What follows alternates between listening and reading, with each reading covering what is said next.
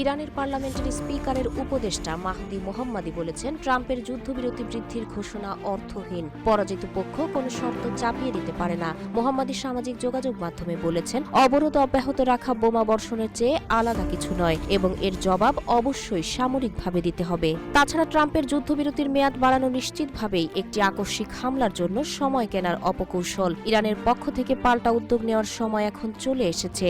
এর আগে মার্কিন প্রেসিডেন্ট ডোনাল্ড ট্রাম্প ইরানের সঙ্গে যুদ্ধবিরতির মেয়াদ বাড়ানোর ঘোষণা দেন। তিনি বলেন, ইরানের নেতারা একটি প্রস্তাব না দেওয়া পর্যন্ত মার্কিন সেনাবাহিনী হামলা করবে না, তবে ইরানের বন্দরের নৌ অবরোধ চলতে থাকবে। পাকিস্তানের অনুরোধে এই সিদ্ধান্ত নেওয়া হয়েছে বলে ট্রাম্প জানান।